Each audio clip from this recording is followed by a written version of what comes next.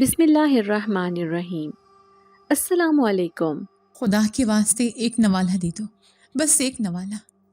یہ وہ الفاظ تھے جو میرے حلق میں پھنس کر رہ گئے تھے مگر ہونٹوں تک نہیں آ سکے تھے، کیونکہ سامنے کھڑی عورت انسان نہیں چڑیل تھی، جس کی آنکھوں میں نفرت کے لو جل رہے تھے، اور میرے معصوم بھائی حسن کا ہاتھ میرے ہاتھ میں کانپ رہا تھا، جس کی آنکھیں اب بھوک سے پتھرا گئی تھیں، اور وہ حسرت سے اس دیگ کی طرف دیکھ رہا تھا جس کا ڈھکن ابھی ابھی ہٹایا گیا تھا، اور جس میں سے اٹھنے والی بھاپ نے پورے صحن کو اپنی لپیٹ میں لے لیا تھا۔ بریانی کی وہ لذیذ اور مسالے دار خوشبو کسی عذاب کی طرح ہماری آنتوں میں مروڑ پیدا کر رہی تھی، اور میں جانتی تھی کہ اگر میں نے اس وقت اپنی سوتیلی ماں رقیہ سے ایک لقمہ بھی مانگا تو وہ مجھے تو شاید دھتکار دے، مگر حسن کو ایسی اذیت دے گی کہ اس کی بھوک کا احساس خوف میں بدل جائے گا۔ میں نے سختی سے حسن کا ہاتھ دبایا اور اسے کھینچتے ہوئے کمرے کی بوسیدہ کھڑکی کے پیچھے کر لیا، جہاں سے ہم صرف دیکھ سکتے تھے، بول نہیں سکتے تھے، کیونکہ آج گھر میں جشن کا سماں تھا، اور رقیہ بیگم نے اپنی بہنوں اور سہیلیوں کی شاہی دعوت کا اہتمام کر رکھا تھا، مگر اس شاہی دعوت میں اس گھر کی 2 وارثوں کے لیے جھوٹی ہڈیوں کی بھی گنجائش نہیں تھی۔ حسن نے اپنی خشک زبان ہونٹوں پر پھیری اور میری قمیض کا دامن مٹھی میں بھینچتے ہوئے بمشکل سرگوشی کی۔ آپی، مجھے بہت بھوک لگی ہے، آپ دیکھ رہی ہیں نا کہ اس میں کتنی بڑی بڑی بوٹیاں ہیں، اور آلو بھی ہے جو مجھے بہت پسند ہے، تو کیا ہم تھوڑا سا بھی نہیں کھا سکتے؟ اس کی معصومیت اور بے بسی پر میرا دل کٹ کر رہ گیا، اور میری آنکھوں میں آنسو مڑ آئے، جنہیں میں نے فوراً پلکیں جھپک کر پی لیا، کیونکہ میں اس کے سامنے کمزور نہیں پڑنا چاہتی تھی۔ اس لیے میں نے اس کے میلے گالوں کو تھپ تھپاتے ہوئے لرزتی آواز میں کہا کہ حسن، میری جان، صبر کرو، ابھی ابو آنے والے ہیں، وہ آئیں گے تو میں ان سے کہوں گی کہ ہمیں کھانا دیں، یہ عورت ہمیں کچھ نہیں دے گی، تم جانتے ہو نا کہ وہ کتنی ظالم ہے، بس تھوڑی دیر اور ہمت رکھو۔ صحن میں کہہ کے گونج رہے تھے، اور چمچوں کی پلیٹوں سے ٹکرانے کی آوازیں ہمارے خالی پیٹوں پر ہتھوڑے برسا رہی تھیں۔ رقیہ آج بہت بن سنور کر بیٹھی تھی، اور ہر آنے والی مہمان کے سامنے اپنے سگڑاپے کے قصے سنا رہی تھی، مگر کوئی نہیں جانتا تھا کہ اس خوبصورت چہرے کے پیچھے ایک ایسا بھیڑیا چھپا ہے جو گزشتہ 2 سالوں سے 2 یتیم بچوں کا خون چوس رہا ہے۔ وہ بار بار باورچی خانے سے گرم گرم نان اور کبابوں کی ٹرے لے کر آتی اور مہمانوں کی توازے کرتی، اور ہر بار جب وہ ہماری کھڑکی کے پاس سے گزرتی تو ایک زہریلی مسکراہٹ کے ساتھ ہمیں گھورتی ہوئی جاتی، جیسے ہمیں بتا رہی ہو کہ تم لوگ اس خوشبو کے بھی حقدار نہیں ہو۔ حسن اب نڈھال ہو کر فرش پر بیٹھ گیا تھا، اس کا رنگ زرد پڑ چکا تھا، اور وہ بار بار پیٹ کو دبا رہا تھا، کیونکہ کل رات سے ہم نے صرف پانی پیا تھا، اور رقیہ نے صبح ناشتے کے وقت بھی ہمیں باورچی خانے میں گھسنے نہیں دیا تھا، بلکہ صاف کہہ دیا تھا کہ آج گھر میں صفائی ہے اور مہمان آ رہے ہیں، خبردار جو تم دونوں منحوسوں نے شکل بھی دکھائی۔ میں 11 سال کی تھی، مگر حالات نے مجھے اتنا بڑا کر دیا تھا کہ میں ماں اور بہن دونوں کے فرائض نبھا رہی تھی، اور حسن جو بھی صرف 6 سال کا تھا، اسے تو شاید یہ بھی یاد نہیں تھا کہ پیٹ بھر کر کھانا کیسا ہوتا ہے، ماں کی گود کی گرمائش کیا ہوتی ہے۔ میں اس کے پاس بیٹھ گئی اور اسے اپنی گود میں لٹا لیا، اور اس کے بالوں میں انگلیاں پھیرتے ہوئے خود کو تسلی دینے لگی کہ ابھی شام ہونے والی ہے اور ابو دفتر سے آئیں گے تو سب ٹھیک ہو جائے گا، کیونکہ ابو اگرچہ رقیہ کے سامنے بے بس تھے، مگر وہ ہمیں بھوکا مرتے تو نہیں دیکھ سکتے تھے۔ یہی وہ امید تھی جو مجھے زندہ رکھے ہوئے تھی، مگر مجھے کیا معلوم تھا کہ آج کی شام امید کا سورج نہیں بلکہ مزید اندھیری لے کر طلوع ہوگی۔ سورج غروب ہو رہا تھا، اور گھر میں جلتی رنگ برنگی روشنیوں نے جشن کا سماں اور بھی بڑھا دیا تھا کہ تبھی مین گیٹ کھلا اور ہمارے ابو اصغر تھکے ہارے قدموں کے ساتھ گھر میں داخل ہوئے۔ ان کے چہرے پر ہمیشہ کی طرح ایک بیزارگی اور تھکن تھی جو اس گھر کے ماحول نے ان پر طاری کر دی تھی۔ حسن نے جیسے ہی گیٹ کی آواز سنی، اس کے مرجھائے ہوئے چہرے پر ایک امید کی کرن جاگی، اور وہ اٹھ کر کھڑا ہو گیا کہ شاید اب اسے کھانا ملے گا۔ رقیہ نے جیسے ہی اپنے شوہر کو دیکھا، اس نے فوراً اپنا پینترا بدلا اور مگرمچھ کے آنسو بہاتی ہوئی ان کے پاس پہنچی، اور اس سے پہلے کہ ابو کچھ پوچھتے یا بچوں کی طرف دیکھتے، رقیہ نے بلند آواز میں رونا شروع کر دیا اور کہنے لگی، اصغر، تم آ گئے، شکر ہے تم آ گئے، ورنہ آج تو میں شرم سے مر ہی جاتی۔ ابو گھبرا گئے اور پریشانی سے پوچھنے لگے کہ کیا ہوا، خیریت تو ہے؟ تم رو کیوں رہی ہو؟ رقیہ نے اپنی آنکھیں رگڑتے ہوئے میری اور حسن کی کھڑکی کی طرف اشارہ کیا اور زہر اگلنا شروع کیا کہ تمہارے ان بچوں نے آج میری ناک کٹوا دی ہے۔ میری بہنیں اور سہیلیاں آئی ہوئی تھیں اور یہ دونوں جان بوجھ کر ان کے سامنے آئے اور ایسے بھیک مانگنے لگے جیسے میں انہیں بھوکا مارتی ہوں، اور انہوں نے مہمانوں کے سامنے ہاتھ پھیلائے اور رو رو کر کھانا مانگا، جسے سب عورتیں مجھ پر باتیں بنانے لگیں کہ میں ستیلی ماں ہوں، اس لیے ظلم کرتی ہوں۔ یہ سن کر میرے پاؤں تلے سے زمین نکل گئی اور حسن حیرت سے منہ کھولے کھڑکی سے رقیہ کو دیکھ رہا تھا کہ وہ کتنا سفید جھوٹ بول رہی ہے، جبکہ ہم تو سارا دن کمرے سے باہر ہی نہیں نکلے تھے۔ ابو کا چہرہ غصے سے سرخ ہو گیا۔ ان کی عقل پر رقیہ کی محبت اور باتوں کا ایسا پردہ پڑا ہوا تھا کہ انہیں سچ اور جھوٹ میں تمیز ہی نہیں رہی تھی۔ وہ تیز قدموں سے ہمارے کمرے کی طرف بڑھے اور دروازہ زور سے کھولا۔ حسن جو امید سے آگے بڑھا تھا کہ ابو اسے گلے لگائیں گے، وہ ان کے غضبناک چہرے کو دیکھ کر سہم کر پیچھے ہٹ گیا۔ میں نے آگے بڑھ کر صفائی دینے کی کوشش کی کہ ابو، خدا کی قسم ہم نے ایسا کچھ نہیں کیا، ہم تو کمرے سے باہر بھی نہیں نکلے اور ہمیں بہت بھوک لگی ہے۔ لیکن ابو نے میری بات سننے کی بجائے ایک زوردار تھپڑ میری گال پر رسید کیا، جس کی گونج میرے کانوں میں سیٹیاں بجانے لگی اور میں لڑکھڑا کر دیوار سے جا ٹکرائی۔ ابو نے دھاڑتے ہوئے کہا کہ خبردار، جو تم لوگوں نے مزید کوئی ڈرامہ کیا یا کمرے سے باہر نکلنے کی کوشش کی، تم لوگوں نے میری عزت خاک میں ملا دی ہے۔ آج تم دونوں کو کوئی کھانا نہیں ملے گا، یہی تم لوگوں کی سزا ہے، تاکہ تمہیں یاد رہے کہ مہمانوں کے سامنے کیسے پیش آتے ہیں۔ حسن ڈر کے مارے چیخ بھی نہ سکا اور سسکیاں لے کر رونے لگا، جبکہ رقیہ دروازے کے پیچھے کھڑی اپنی فتح پر مسکرا رہی تھی۔ ابو نے باہر نکل کر کنڈی لگا دی اور حکم دیا کہ ان کے لیے پانی بھی بند کر دو۔ اندھیرا چھا گیا اور کمرے میں صرف حسن کی سسکیوں کی آواز رہ گئی جو میرا کلیجہ چیر رہی تھی۔ وہ رات کسی قیامت سے کم نہیں تھی۔ باہر مہمان بریانی اور قورمے اڑا رہے تھے، خوشبوئیں نتنوں سے ٹکرا ٹکرا کر ہماری بھوک کو جنون میں بدل رہی تھیں، اور اندر ہم دونوں بہن بھائی ایک دوسرے سے لپٹے ہوئے اپنی قسمت پر رو رہے تھے۔ حسن روتے روتے نڈھال ہو چکا تھا اور بار بار کہہ رہا تھا کہ آپی، میرے پیٹ میں چوہے دوڑ رہے ہیں، مجھے بہت درد ہو رہا ہے، کچھ بھی لا دو، چاہے سوکھی روٹی ہی ہو، میں کھا لوں گا۔ اس کی آواز اب مدھم ہوتی جا رہی تھی اور یہ بات مجھے اندر سے کھائے جا رہی تھی کہ اگر میں نے کچھ نہ کیا تو میرا بھائی مر جائے گا۔ رات گہری ہو گئی، مہمان جا چکے تھے اور گھر میں اب موت کا سا سکوت طاری تھا۔ اصغر اور رقیہ اپنے کمرے میں جا کر سو چکے تھے، مگر ہماری آنکھوں میں نیند کہاں تھی، کیونکہ بھوک انسان کو پاگل کر دیتی ہے، اور حسن کی حالت دیکھ کر مجھے لگ رہا تھا کہ اگر اسے بھی کچھ نہ ملا تو وہ بے ہوش ہو جائے گا۔ اچانک میرے ذہن میں ایک خیال آیا جس نے میرے جسم میں سنسنی دوڑا دی۔ میں نے سوچا کہ اب مزید صبر نہیں ہو سکتا، اگر میں نے کچھ نہ کیا تو میرا بھائی میرے ہاتھوں میں دم توڑ دے گا۔ میں نے حسن کے آنسو پونچھے اور اس کے کان میں سرگوشی کی کہ حسن، اٹھو، ہم یہاں نہیں رہیں گے، میں تمہارے لیے کھانا لاؤں گی، ہم باہر جائیں گے۔ حسن نے خوفزدہ نظروں سے مجھے دیکھا اور کہا کہ آپی، ابو نے منع کیا ہے، وہ ہمیں مار دیں گے۔ لیکن میں نے اسے دلاسا دیا کہ سب سو رہے ہیں، کسی کو پتہ نہیں چلے گا، بس تم آواز مت نکالنا۔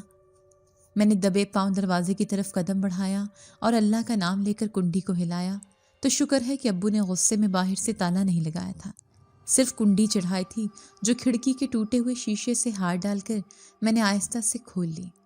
دروازہ کھلنے کی ہلکی سی چرچراہٹ ہوئی جس پر میرا دل حلق میں آ گیا اور میں وہیں جم گئی کہ کہیں رقیہ جاگ نہ جائے، مگر خاموشی برقرار رہی۔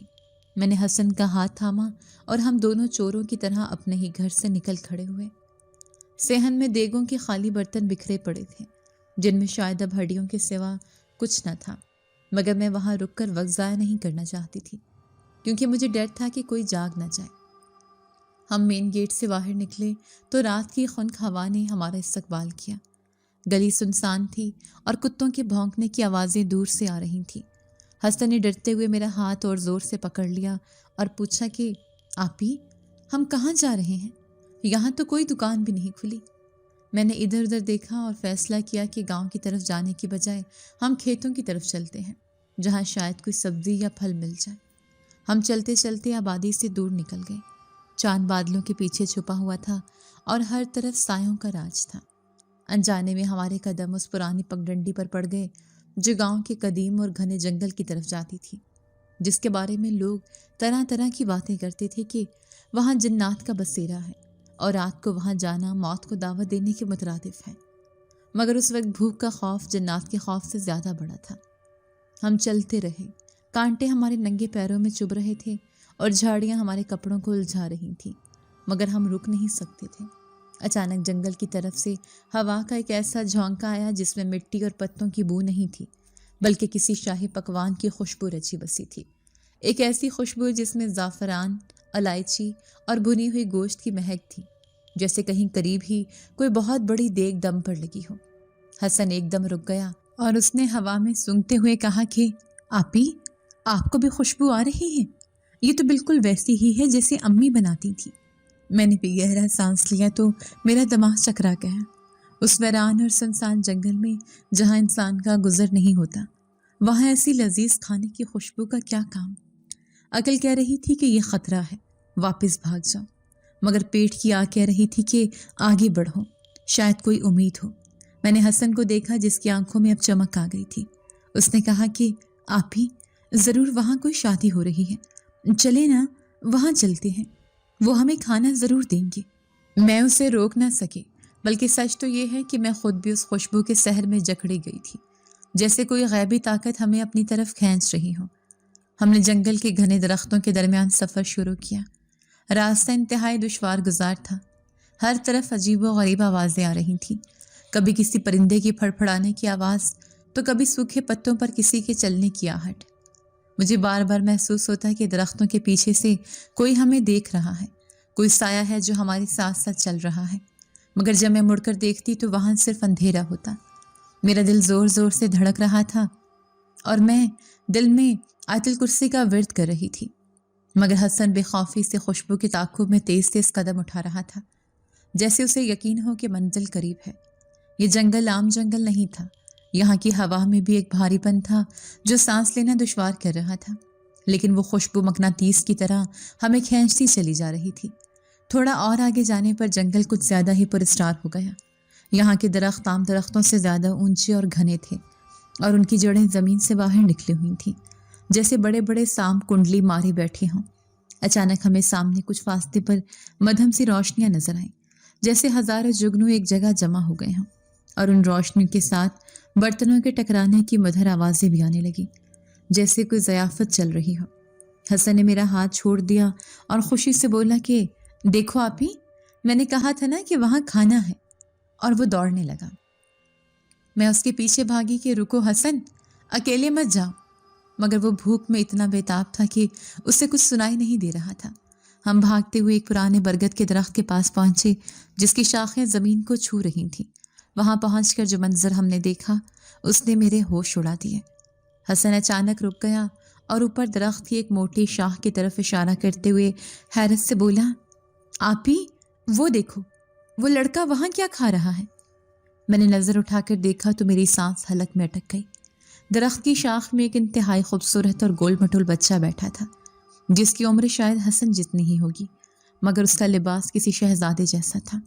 چمکدار ریشمی کرتا اور سر پر ایک چھوٹی سی سنہری ٹوپی، اور سب سے حیران کن بات یہ تھی کہ وہ اس اندھیرے جنگل میں اکیلا بیٹھا تھا اور اس کے ہاتھ میں سونے کی ایک پلیٹ تھی جس میں سے وہ بڑے شوق سے کباب کھا رہا تھا۔ اس بچے کے چہرے پر ایک غیر معمولی نور تھا جو انسانوں کا نہیں ہو سکتا تھا۔ اس نے کباب کا نوالا منہ میں ڈالتے ہوئے نیچے ہمیں دیکھا اور بجائے ڈرنے یا حیران ہونے کے وہ ایسے مسکرایا جیسے وہ ہمارا ہی انتظار کر رہا تھا۔ حسن اسے دیکھ کر خود پر قابو نہ رکھ سکا اور معصومیت سے بولا کہ تمہارے پاس کباب ہے، مجھے بہت بھوک لگی ہے، کیا تم مجھے تھوڑا سا دو گے؟ وہ بچہ جیسے دیکھ کر میرے رونگٹے کھڑے ہو رہے تھے کہ یہ اتنی رات کے یہاں کیا کر رہا ہے۔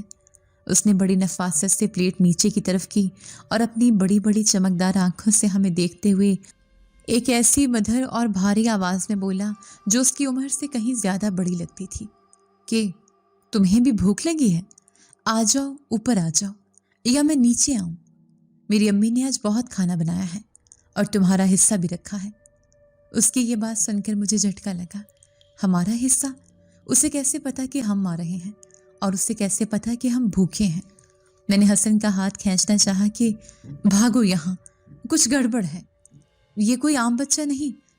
مگر تبھی اس لڑکے نے درخت سے چھلانگ لگائی، لیکن وہ زمین پر گرنے کی بجائے ہوا میں ایسے تیرتا ہوا نیچے اترا جیسے پرندہ اترتا ہے، اور اس کے پاؤں زمین پر ٹکتے ہی اس کے ارد گرد کی سوکھی گھاس ہری ہو گئی، اور اس نے مسکراتے ہوئے میری آنکھوں میں دیکھتے ہوئے کہا کہ ڈرو مت فاطمہ، میں ہاشم ہوں، میں تمہیں ہی لینے آیا ہوں، چلو دعوت تمہارا انتظار کر رہی ہے۔ میرا نام سن کر میرے جسم کا سارا خون خشک ہو گیا۔ اس انجان پرسٹار اور غیر انسانی مخلوق جیسے بچے کو میرا نام کیسے معلوم تھا؟ جنگل کا سناٹا، وہ لذیذ خوشبو، ہوا میں تیرتا بچہ اور اس کے چہرے پر پھیلی وہ پرسٹار مسکراہٹ میرے حواس پر کسی بھاری پتھر کی طرح آ گری تھی۔ میرا دل چاہ رہا تھا کہ میں چیخ ماروں اور حسن کا ہاتھ کھینچ کر واپس اس اندھیرے جنگل کی طرف بھاگ جاؤں، جہاں بھوک تو تھی مگر یہ انجانا خوف نہیں تھا۔ مگر میرے پاؤں زمین میں گڑ چکے تھے، اور حسن کی آنکھوں میں بھوک نے خوف کی جگہ لے لی تھی۔ وہ بس اس کباب کی پلیٹ کو دیکھ رہا تھا جو ہاشم کے ہاتھ میں تھی۔ اس نے ایک بار پھر ہمیں اشارہ کیا اور جھاڑیوں کے پیچھے غائب ہو گیا۔ میں نے لرزتے ہوئے ہاتھوں سے حسن کا بازو تھاما، اور نہ چاہتے ہوئے بھی میرے قدم اس اجنبی مخلوق کے پیچھے اٹھنے لگے۔ جھاڑیوں کے اس پار کا راستہ کانٹوں سے بھرا تھا، اور ہر قدم پر سوکھے پتوں کے ٹوٹنے کی آواز رات کے اس محیب سناٹے میں کسی دھماکے کی طرح گونج رہی تھی۔ میرے دل کی دھڑکنیں اتنی تیز تھیں کہ مجھے لگ رہا تھا یہ ابھی پسلیوں کو توڑ کر باہر آ جائیں گی۔ فضا میں پھیلی وہ لذیذ خوشبو اب اتنی تیز ہو چکی تھی کہ اس نے میرے دماغ کو معاف کر دیا تھا۔ مجھے نہیں معلوم تھا کہ ہم کہاں جا رہے ہیں اور آگے کیا ہونے والا ہے، مگر جیسے ہی ہم نے آخری جھاڑیوں کو عبور کیا تو سامنے کا منظر دیکھ کر میری آنکھیں پھٹی کی پھٹی رہ گئیں، اور میرے حلق سے ایک دبی دبی چیخ نکلتے نکلتے رہ گئی۔ یہ جنگل کا وہی حصہ تھا جہاں ہم اکثر دن میں لکڑیاں چننے آتے تھے، مگر آج یہ وہ جگہ نہیں لگ رہی تھی۔ سامنے ایک وسیع اور عریض میدان تھا جو کسی طلسماتی روشنی سے نہایا ہوا تھا۔ وہاں زمین پر گھاس نہیں تھی، بلکہ ہوا میں زمین سے کچھ فٹ اوپر بے شمار رنگ برنگے اور نفیس قالین تیر رہے تھے۔ ان قالینوں پر سونے اور چاندی کے بڑے بڑے تھال سجے ہوئے تھے، جن میں سے اٹھتی ہوئی بھاپ نے پورے ماحول کو ایک خوشگوار دھن میں لپیٹ رکھا تھا۔ وہاں موجود لوگ انسان نہیں لگ رہے تھے۔ ان کے چہرے اتنے سفید اور شفاف تھے کہ جیسے چاند کی روشنی سے تراشے گئے ہوں۔ ان کا لباس ریشمی اور چمکدار تھا، اور وہ سب انتہائی خاموشی اور نفاست سے کھانا کھا رہے تھے۔ کوئی شور نہیں تھا، چمچوں کے ٹکرانے کی بھی آواز نہیں تھی، بس ایک عجیب سی پرسکون اور ڈراؤنی خاموشی تھی جو اس شاہی ضیافت پر چھائی ہوئی تھی۔ حسن نے میرا ہاتھ زور سے دبایا اور سرگوشی کی کہ آپ ہی، یہ لوگ کون ہیں اور یہ کھانا ہوا میں کیسے تیر رہا ہے؟ میں اس کے سوال کا کیا جواب دیتی جب میں خود اپنی آنکھوں پر یقین نہیں کر پا رہی تھی۔ مجھے لگا کہ شاید ہم بھوک کی شدت سے پاگل ہو گئے ہیں اور یہ سب ہمارا وہم ہے، مگر تبھی ہاشم ہمارے قریب آیا اور اس نے بڑے احترام سے کہا کہ ڈرو مت فاطمہ، یہ سب میرے خاندان والے ہیں، آج ہمارے دادا جان کی سالگرہ ہے، اس لیے یہ دعوت رکھی گئی ہے، آؤ تم دونوں بھی ہمارے ساتھ شامل ہو جاؤ۔ ہاشم ہمیں لے کر ان ہوا میں تیرتے قالینوں کے درمیان سے گزرنے لگا۔ وہاں بیٹھے تمام خوبصورت مگر پرسٹار لوگ ہمیں دیکھ کر رک گئے۔ ان کی بڑی بڑی اور گہری آنکھیں ہم دونوں میلے کچیلے اور بھوکے انسانوں پر جم گئیں۔ ان کی نظروں میں غصہ نہیں تھا، بلکہ ایک عجیب سی حیرت اور شفقت تھی، جیسے وہ کسی بہت نایاب چیز کو دیکھ رہے ہوں۔ مجھے شرمندگی محسوس ہوئی کہ ہم اپنے پھٹے پرانے کپڑوں میں ان شاہی لوگوں کے درمیان کتنے برے لگ رہے ہیں۔ ایک بزرگ جن کی داڑھی برف کی طرح سفید تھی اور انہوں نے سر پر سبز امامہ باندھ رکھا تھا، انہوں نے ہمیں دیکھتے ہی ہاتھ کے اشارے سے اپنے پاس بلایا۔ ان کا چہرہ انتہائی روبدار تھا اور ان کی آنکھوں میں ایسی چمک تھی کہ مجھ سے نظر نہیں ملائی جا رہی تھی۔ ہاشم نے آگے بڑھ کر کہا کہ دادا جان، یہ میرے انسانی دوست ہیں، انہیں بہت بھوک لگی تھی تو میں انہیں لے آیا۔ بزرگ جن نے گہری سانس لی اور ان کے ہونٹوں پر ایک مسکراہٹ نمودار ہوئی جس نے میرے دل کا خوف تھوڑا کم کر دیا۔ انہوں نے اپنی بھاری اور گونجدار آواز میں کہا، خوش آمدید ہے بنی آدم کے بچوں، اللہ کی نعمتوں میں سب کا حصہ ہے، بیٹھو اور پیٹ بھر کر کھاؤ۔ ان کا لہجہ اتنا شفیق تھا کہ میری آنکھوں میں بے اختیار آنسو آ گئے، کیونکہ ایسا لہجہ تو ہم نے اپنے سگے باپ سے بھی کافی عرصے سے نہیں سنا تھا۔ ہم ایک خالی قالین پر بیٹھ گئے جو ہمارے بیٹھتے ہی ہوا میں تھوڑا نیچے ہوا اور پھر جم گیا۔ ہمارے سامنے سونے کی بڑی بڑی پلیٹیں رکھی تھیں جن میں گرم گرم بریانی، کباب، قورمہ اور طرح طرح کی مٹھائیاں سجی تھیں۔ حسن تو جیسے کھانے پر ٹوٹ پڑنا چاہتا تھا، مگر وہ میری اجازت کا منتظر تھا۔ میں نے اس کے سر پر ہاتھ پھیرا اور اسے کھانے کا اشارہ کیا۔ جیسے ہی حسن نے بریانی کا پہلا نوالا منہ میں ڈالا، اس کے چہرے کے تاثرات ایک دم بدل گئے۔ اس نے تیزی سے دوسرا اور تیسرا نوالا لیا اور پھر اچانک اس کا ہاتھ رک گیا۔ میں نے پریشانی سے پوچھا کہ کیا ہوا حسن، کھانا مزے کا نہیں ہے؟ اس نے نم آنکھوں سے میری طرف دیکھا اور ٹوٹی ہوئی آواز میں بولا کہ آپی، یہ تو بالکل امی کے ہاتھ کا ذائقہ ہے۔ میں چونک گئی۔ امی کے ہاتھ کا ذائقہ؟ یہ کیسے ممکن ہو سکتا تھا؟ امی کو گزرے ہوئے تو 2 سال ہو چکے تھے، اور ان کے جانے کے بعد ہم نے اس ذائقے کو بس خوابوں میں ہی محسوس کیا تھا۔ میں نے کانپتے ہاتھوں سے نوالا اٹھایا اور منہ میں رکھا۔ چاولوں کا ذائقہ زبان سے ٹکراتے ہی میرے دماغ میں دھماکے ہونے لگے۔ وہی مثالوں کا تناسب، وہی خوشبو، اور سب سے بڑھ کر وہی خاص آلو بخارے کا کھٹا میٹھا ذائقہ جو صرف ہماری ماں زینب بریانی میں ڈالتی تھی۔ یہ ذائقہ دنیا کے کسی اور باورچی کے ہاتھ میں ہو ہی نہیں سکتا تھا۔ میرے حلق میں نوالا پھنس گیا اور آنسوں کا سیلاب جو میں اتنے عرصے سے روکے رکھا تھا وہ بند توڑ کر بہہ نکلا۔ ہم دونوں بہن بھائی کھانے کے دوران ہی رونے لگے۔ یہ خوشی کے آنسو تھے یا غم کی مجھے نہیں معلوم، بس اتنا معلوم تھا کہ اس کھانے نے ہماری مردہ روحوں میں جان ڈال دی تھی۔ ہم روتے جاتے اور کھاتے جاتے، کیونکہ پیٹ کی آگ بھی بجھانی تھی اور دل کی پیاس بھی۔ وہاں بیٹھے تمام جنات ہمیں خاموشی سے دیکھ رہے تھے۔ ان کی آنکھوں میں نمی تیرنے لگی تھی۔ وہ سمجھ رہے تھے کہ بھوک کیا ہوتی ہے اور ماں کے ہاتھ کا ذائقہ کیا ہوتا ہے۔ جب ہم کھا چکے تو وہی بزرگ جن ہمارے پاس آئے اور انتہائی نرمی سے میرے سر پر ہاتھ رکھ کر پوچھا، بیٹی تم کیوں رو رہی ہو، اور تمہارے ماں باپ کہاں ہیں جو تم اس وقت جنگل میں بھٹک رہے ہو؟ ان کے لمس میں ایک ایسی ٹھنڈک تھی جس نے میرے دماغ کو سکون بخشا۔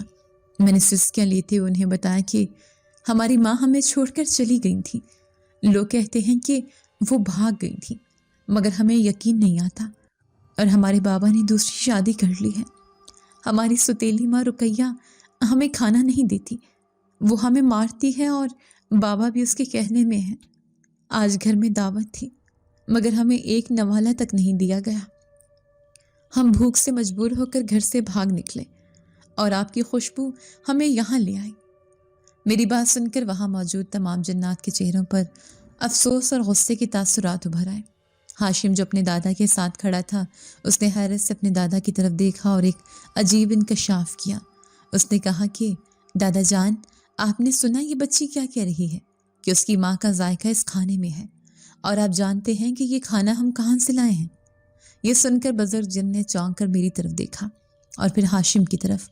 انہوں نے اس بات میں سر ہلایا اور کہا کہ ہاں بیٹا، مجھے یاد ہے۔ پھر وہ میری طرف متوجہ ہوئے اور بولے کہ بیٹی، ہم جنات یہ کھانا خود نہیں بناتے، ہمیں اللہ نے آگ سے پیدا کیا ہے، مگر ہمیں انسانی ہاتھوں کا بنا ہوا کھانا بہت پسند ہے، خاص طور پر اگر وہ کسی نیک دل انسان نے پکایا ہو۔ ہم جنگل کے اس پار ایک پرانے مزار پر جاتے ہیں جسے لوگ لنگر والی سرکار کہتے ہیں۔ وہاں پچھلے 2 سال سے ایک دکھیاری عورت رہتی ہے۔ وہ سارا دن روتی رہتی ہے اور اللہ کے نام پر لنگر پکاتی ہے۔ اس کے کھانے میں اس کے آنسوؤں اور ممتا کی ایسی تاثیر ہے کہ ہم سے رہا نہیں جاتا، اور ہم اپنی غیبی طاقت سے اس کے کھانے کا کچھ حصہ یہاں لے آتے ہیں تاکہ اس کے ہاتھ کی برکت ہمارے دسترخوان پر بھی ہو۔ لیکن آج تمہاری باتوں نے مجھے سوچنے پر مجبور کر دیا ہے کہ کہیں وہ عورت کوئی اور نہیں۔ بزرگ جن کی بات ادھوری رہ گئی کیونکہ میرے دل کی دھڑکنیں رک گئی تھیں۔ 2 سال سے ایک عورت وہاں رہ رہی ہے اور لنگر پکا رہی ہے، اور اس کے کھانے کا ذائقہ بالکل میری امی جیسا ہے۔ کیا یہ ممکن ہے کہ امی مری نہ ہوں؟ کیا وہ زندہ ہیں؟ میرے دماغ میں امید کی ایک ایسی کرن جاگی جس نے اندھیروں کو چیر کر رکھ دیا۔ میں نے بے سے بزرگ جن کا دامن پکڑ لیا اور تڑپ کر پوچھا کہ بابا جی، خدا کے لیے بتائیں وہ مزار کہاں ہے؟ کیا وہ عورت زندہ ہے؟ کیا میں اسے دیکھ سکتی ہوں؟ میرے سوالات میں اتنی شدت تھی کہ بزرگ جن کی آنکھوں میں بھی آنسو آ گئے۔ انہوں نے ہاشم کو اشارہ کیا اور کہا کہ ہاشم، ان بچوں کو فوراً اس مزار پر لے جاؤ۔ اگر میرا گمان درست ہے تو آج رات ایک بچھڑی ہوئی ماں کو اس کے بچے واپس مل جائیں گے، اور اس سے بڑی نیکی ہمارے لیے کوئی اور نہیں ہوگی۔ ہاشم نے سر ہلایا اور میرا ہاتھ تھام لیا۔ اس کا ہاتھ برف کی طرح ٹھنڈا تھا، مگر اس وقت مجھے اس سے ڈر نہیں لگ رہا تھا، کیونکہ وہ مجھے میری ماں کی طرف لے جانے والا تھا۔ حسن بھی پوری طرح چوکنا ہو چکا تھا۔ اس نے امید بھری نظروں سے مجھے دیکھا اور کہا کہ آپی، کیا ہم امی کے پاس جا رہے ہیں؟ میں نے اسے سینے سے لگایا اور کہا کہ ہاں حسن، شاید اللہ نے ہماری سن لی ہے۔ ہاشم ہمیں لے کر جنگل کے اس گھنے اور تاریک حصے کی طرف بڑھا جہاں انسانی قدموں کے نشان نہیں تھے۔ راستہ انتہائی دشوار گزار تھا، مگر ہاشم کے ساتھ ہونے کی وجہ سے ہمارے راستے سے جھاڑیاں خود بخود ہٹتی جا رہی تھیں۔ ایسا لگ رہا تھا جیسے جنگل بھی ہمیں راستہ دے رہا ہو۔ تھوڑی دیر چلنے کے بعد ہمیں دور ایک ٹمٹماتا ہوا دیا نظر آیا۔ یہ جنگل کے کنارے پر بنا ایک بہت پرانا اور شکستہ مزار تھا، جس کی دیواریں گرنے والی تھیں۔ وہاں سے اسی بریانی کی خوشبو آ رہی تھی جو ہم نے ابھی کھائی تھی۔ جیسے جیسے ہم قریب جا رہے تھے، میرے دل کا بوجھ بڑھتا جا رہا تھا۔ کیا واقعی وہ میری ماں ہوں گی، یا یہ بھی میری بدقسمتی کا کوئی نیا مذاق ہوگا؟ ہم مزار کے احاطے میں داخل ہوئے تو دیکھا کہ ایک کچی کوٹھڑی کے باہر مٹی کے چولہے پر ایک بڑی سی دیگ چڑھی ہوئی ہے، اور اس کے پاس ایک کمزور اور لاغر سی عورت بیٹھی ہے جس نے سر پر پرانی سی چادر اوڑھ رکھی ہے۔ وہ لکڑی سے آگ کورید رہی تھی اور ساتھ ساتھ کچھ پڑھ رہی تھی۔ اس کی آواز میں اتنا درد تھا کہ پتھر بھی پگھل جائیں۔ وہ بار بار اپنے دوپٹے سے آنکھیں صاف کر رہی تھی۔ حسن نے میرا ہاتھ چھوڑ دیا اور چند قدم آگے بڑھا۔ اس نے اندھیرے میں آنکھیں پھاڑ کر دیکھا اور پھر ایک چیخ ماری جو جنگل کے سناٹے کو چیرتی ہوئی آسمان تک گئی۔ امی! وہ عورت ایک جھٹکے سے پلٹی۔ آگ کی روشنی اس کے چہرے پر پڑی۔ وہ چہرہ غموں اور تکلیفوں سے مرجھا چکا تھا۔ آنکھیں رو رو کر سوجی ہوئی تھیں اور بال وقت سے پہلے سفید ہو گئے تھے، مگر وہ چہرہ میری جنت تھا۔ وہ میری ماں زینب تھی، وہی ماں جن کے بارے میں رقیہ اور بابا نے کہا تھا کہ وہ ہمیں چھوڑ کر بھاگ گئی ہیں۔ ماں نے ہمیں دیکھا تو جیسے انہیں یقین نہ آیا ہو۔ وہ لڑکھڑاتے ہوئے کھڑی ہوئی اور کانپتی ہوئی آواز میں بولی کہ حسن، فاطمہ، کیا میں خواب دیکھ رہی ہوں؟ میں اور حسن دیوانوں کی طرح ان کی طرف بھاگے اور ان سے لپٹ گئے۔ ماں نے ہمیں اپنی باہوں میں ایسے بھینچ لیا جیسے وہ ہمیں اپنے جسم کا حصہ بنا لینا چاہتی ہوں۔ ان کی چیخیں اور ہمارے آنسو مزار کے احاطے میں گونج رہے تھے۔ ہاشم دور کھڑا یہ منظر دیکھ رہا تھا، اور میں نے دیکھا کہ اس جنزادے کی آنکھوں سے بھی آنسو بہ رہے تھے۔ ماں بار بار ہمارے چہرے چوم رہی تھی۔ ہمارے میلے کپڑے اور کمزور جسم دیکھ کر وہ دھاڑے مار کر رونے لگی۔ میرے بچوں، میرے لال، تم پر کیا گزری؟ میں تمہیں کیسے چھوڑ سکتی تھی؟ مجھے تو تمہارے ظالم باپ اور اس مکار عورت نے گھر سے دھکے دے کر نکالا تھا۔ انہوں نے مجھ پر تہمت لگائی تھی۔ میں تو روز یہاں بیٹھ کر تمہاری راہ دیکھتی تھی کہ شاید میرا رب تمہیں مجھ سے ملا دے۔ ماں کے سینے سے لگ کر مجھے جو سکون ملا وہ بیان سے باہر تھا۔ ایسا لگا جیسے برسوں کی تھکن اتر گئی ہو، مگر یہ سکون زیادہ دیر نہیں رہنے والا تھا، کیونکہ ہم جانتے تھے کہ جب اصغر اور رقیہ کو ہمارے غائب ہونے کا پتہ چلے گا تو وہ ہمیں ڈھونڈتے ہوئے ضرور آئیں گے، اور زینب اس بات سے انجان تھی کہ اس کے اور بچوں کے سر پر ابھی ایک اور خطرہ منڈلا رہا ہے۔ ہاشم نے آہستگی سے میرے قریب آ کر کہا کہ فاطمہ، اب تمہیں اور خالہ کو یہاں سے کہیں اور جانا ہوگا، کیونکہ صبح ہوتے ہی وہ لوگ تمہیں ڈھونڈ لیں گے۔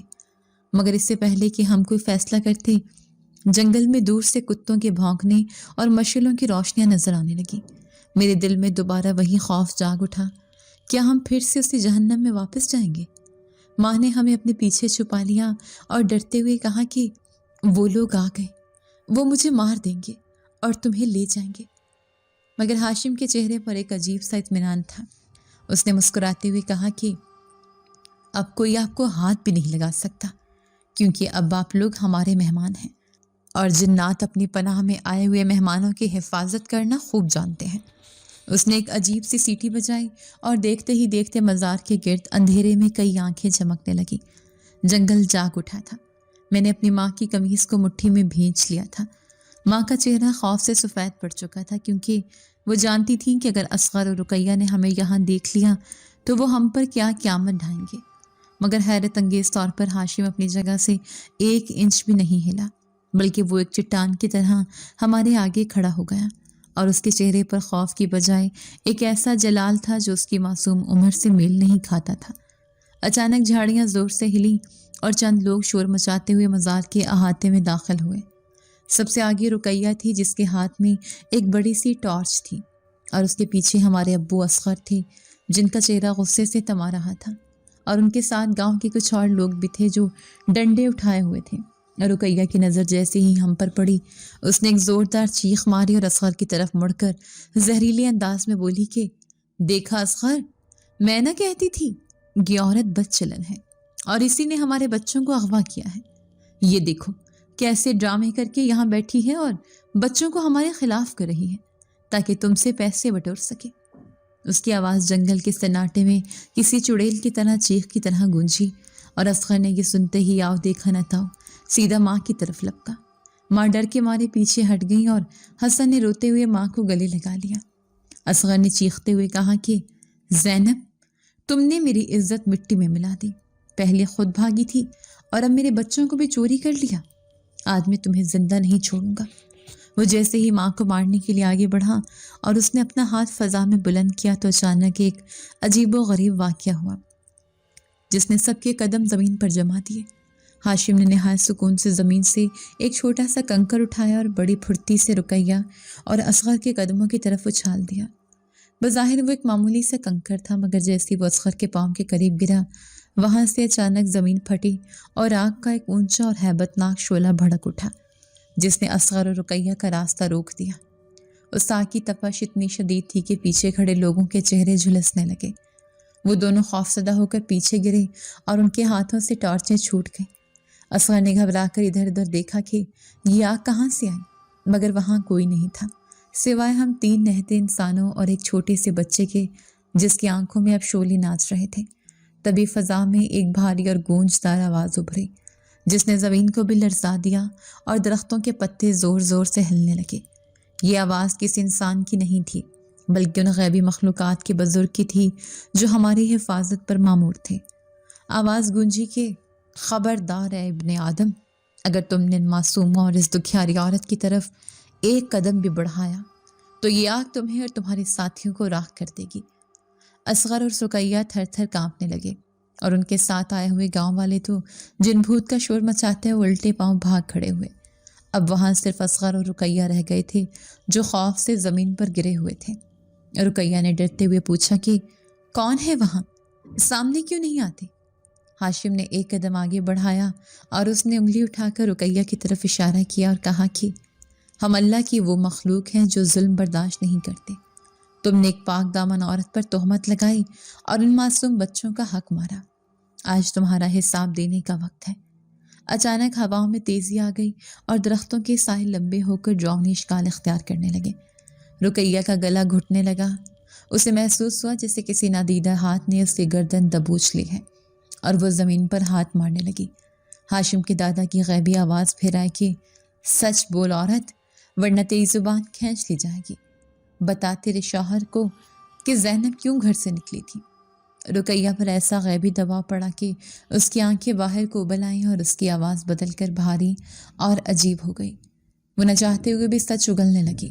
اس نے چیختے ہوئے کہا کہ مجھے معاف کر دو، میں جل رہی ہوں، میں نے جھوٹ بولا تھا اصغر، زینب بے قصور ہے، مجھے اس کی خوبصورتی اور سلیقے سے جلن ہوتی تھی، اس لیے میں نے اس پر تہمت لگائی تھی تاکہ تم اس سے نکال دو اور میں گھر پر راج کر سکوں۔ میں نے ہی بچوں کو بھوکا رکھا تھا تاکہ وہ مر جائیں اور جائیداد میری ہو جائے، خدا کے لیے مجھے بچا لو، مجھے کوئی چھوڑ دو۔ اصغر نے جب رقیہ کے منہ سے یہ اعتراف سنا تو وہ جیسے پتھر کا ہو گیا، اس کے سر پر سے وہ جھوٹی محبت کا بھوت ایک دم اتر گیا جو سالوں سے سوار تھا۔ اس نے نفرت اور حقارت سے رقیہ کو دیکھا اور پھر شرمندگی سے سر جھکا لیا۔ آگ کا شعلہ اب بجھ چکا تھا، مگر اصغر کے اندر کی آگ اسے جلا رہی تھی۔ وہ گھٹنوں کے بل چلتا ہوا ماں کے قریب آیا اور گڑ گڑاتے ہوئے ان کے پیروں میں گر گیا اور بولا کہ زینب مجھے معاف کر دو، میں اندھا ہو گیا تھا، میں نے تم پر بہت ظلم کیا، خدا کے لیے گھر واپس چلو، میں سب ٹھیک کر دوں گا، میں رقیہ کو ابھی طلاق دے دوں گا اور ہم پھر سے خوش رہیں گے۔ ماں نے اپنے آنسو پونچھے اور ایک نئے عزم کے ساتھ سر اٹھایا۔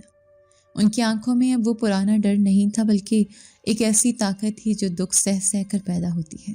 انہوں نے حسن اور مجھے اپنے ساتھ لگایا اور اصغر کی آنکھوں میں آنکھیں ڈال کر انتہائی سرد لہجے میں کہا کہ اصغر، جس گھر سے میری تذلیل کر کے اور دھکے دے کر نکالا گیا تھا، اب وہاں زینب تو کیا، زینب کی لاش بھی نہیں جائے گی۔ تم نے میرا اعتبار نہیں کیا، ایک جھوٹی عورت کی بات مانی اور اپنی اولاد کو بھوکا مارا۔ اب یہ مزار ہی میرا گھر ہے اور یہ جنگل ہی میرا محافظ ہے۔ تم جاؤ یہاں سے اور اپنی اس چہیتی بیوی کو سنبھالو جس کے لیے تم نے ہمیں برباد کیا۔ اصغر بہت رویا، بہت منتیں کی، مگر زینب کا فیصلہ پتھر پر لکیر تھا۔ دوسری طرف رقیہ کی حالت عجیب ہو گئی تھی۔ وہ پیٹ پکڑ کر چیخ رہی تھی کہ ہائے، مجھے بھوک لگی ہے، کچھ کھانے کو دو۔ وہ زمین سے مٹی اٹھا اٹھا کر منہ میں ڈال رہی تھی۔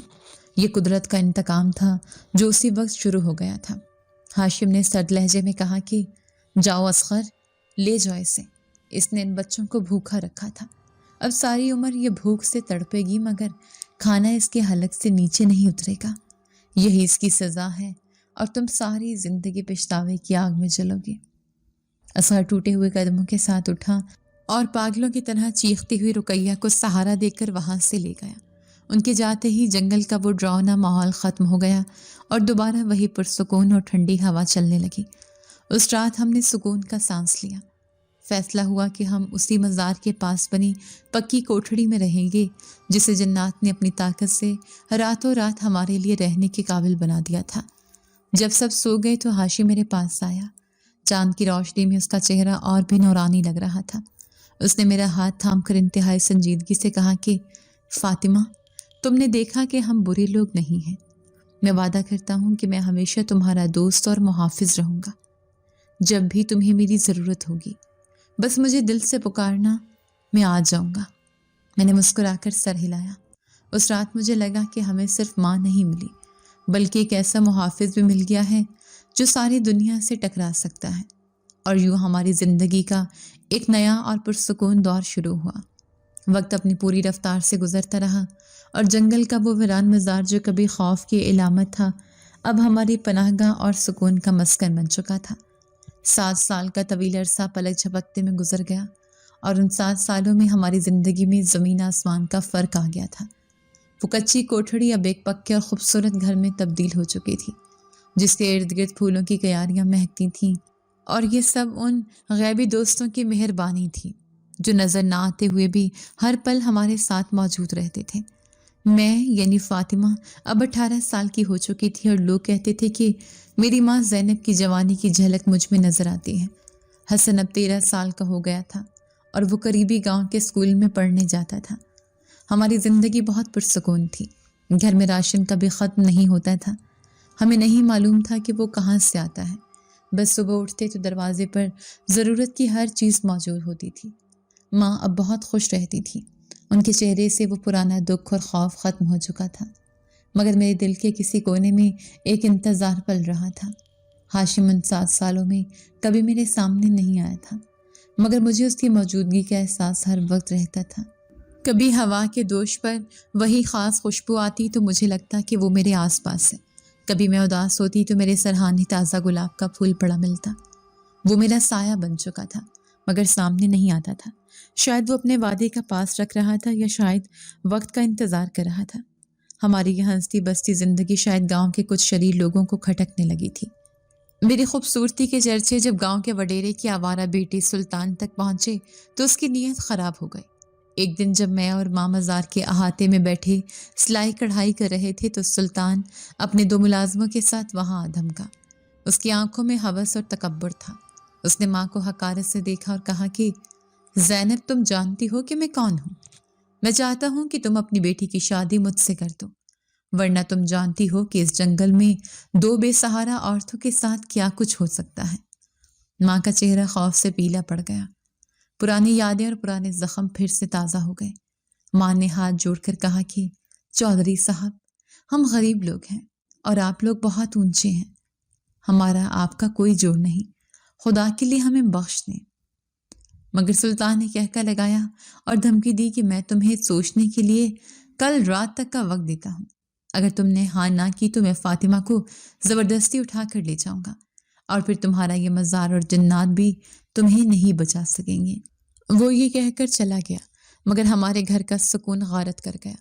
हसन गुस्से से मुट्ठियां भींच रहा था, मगर वो अभी बच्चा था, उन दरिंदों का मुकाबला नहीं कर सकता था। रात हुई तो माँ मुसल्ले पर बैठकर रो रो कर दुआएं मांगने लगी। मुझे लगा कि अब फिर से भागने का वक्त आ गया है, मगर अब मैं भागना नहीं चाहती थी। मुझे अचानक हाशिम का वो वादा याद आया जो उसने 7 साल पहले मुझसे किया था कि जब भी ज़रूरत हो दिल से पुकारना। मैंने वुज़ू किया और घर के सेहन में खुले आसमान के नीचे खड़ी हो गई। चांद बादलों में छुपा हुआ था और हवाएं साएं साएं कर रही थीं। मैंने अपनी आंखें बंद की और पूरी शिद्दत से पुकारा कि ऐ मेरे दोस्त, कहाँ हो तुम? आज तुम्हारी फातिमा को तुम्हारी ज़रूरत है। आज फिर दरिंदे मेरे दरवाजे पर खड़े हैं। अगर आज तुम ना आए तो मैं बिखर जाऊंगी। मेरी पुकार का निकलना था कि अचानक फ़ज़ा में एक अजीब सी तब्दीली आई। हवा थम गई और जंगल के परिंदे खामोश हो गए। सेहन के दरमियान में एक नूरी बिगोला सा घूमने लगा, जिसकी रोशनी इतनी तेज थी कि मुझे अपनी आंखें चुंधियाती हुई महसूस हुई। जब रोशनी मदम हुई तो वहां वो छोटा बच्चा हाशिम नहीं खड़ा था, बल्कि एक वजीह कदावर और इंतहाई खूबसूरत नौजवान खड़ा था, जिसके चेहरे पर जलाल और आंखों में बेपनाह मोहब्बत थी। यह हाशिम था जो अब एक ताकतवर जिनज़ादा बन चुका था। उसने मुझे देखा तो उसकी नज़रें झुक गईं और उसने इंतहाई नरम लहजे में कहा कि मैं यही हूँ फातिमा, मैं एक पल के लिए भी तुमसे गाफिल नहीं हुआ था। सुल्तान की क्या मजाल कि वो तुम्हारी तरफ मैली आंख से भी देखे।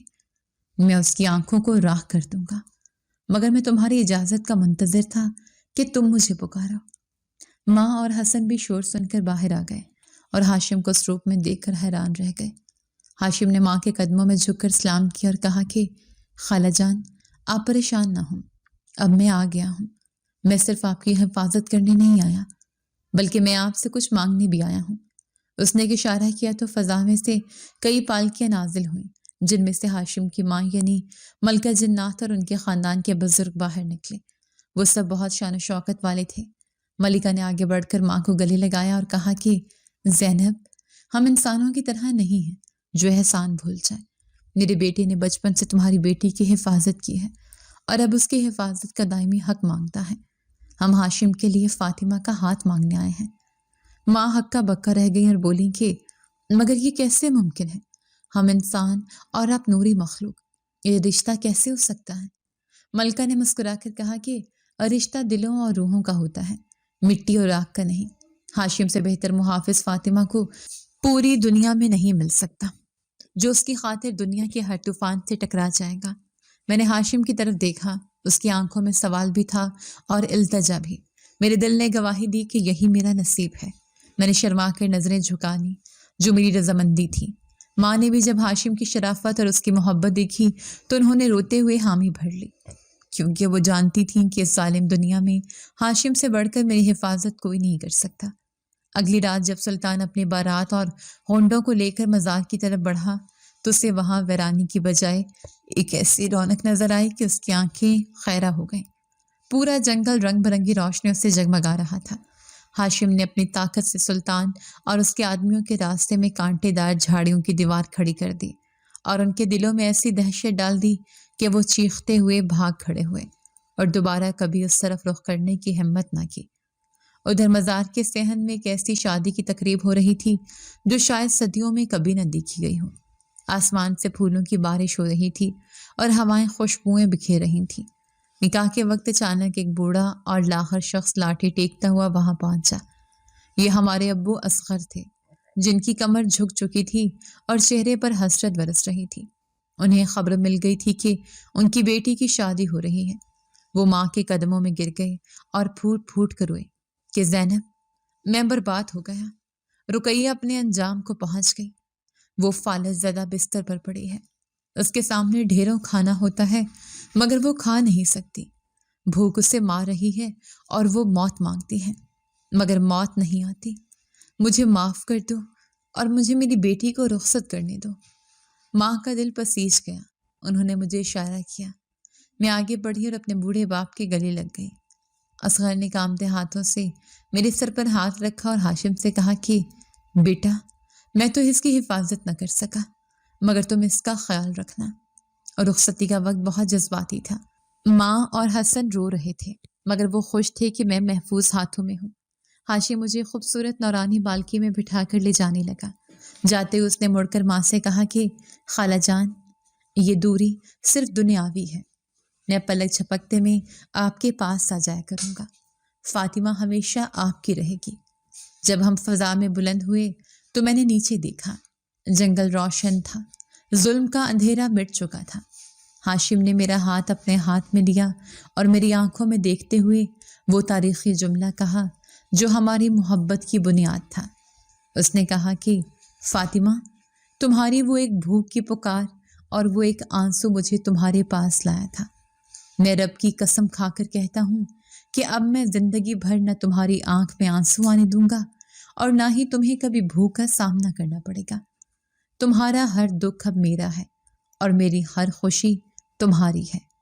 میں نے مسکرا کر اس کے کاندھے پر سر رکھ دیا۔ نیچے زمین پر زندگی رواں دواں تھی، مگر ہم بادلوں سے اوپر اپنی نئی دنیا کی طرف محو پرواز تھے، جہاں صرف سکون، محبت اور تحفظ تھا۔ واقعی صبر کا پھل میٹھا اور قدرت کا انصاف بہترین ہوتا ہے۔ اگر آپ کو آج کی ہماری کہانی پسند آئی ہے تو اسے لائک کیجیے اور اپنے پیاروں کے ساتھ شیئر کیجیے۔ اور ہاں، اگر آپ نے ابھی تک ہمارا چینل سبسکرائب نہیں کیا تو ضرور کیجیے۔ ملتے ہیں کل ایک نئی اور دلچسپ کہانی کے ساتھ۔ تب تک کے لیے اللہ حافظ۔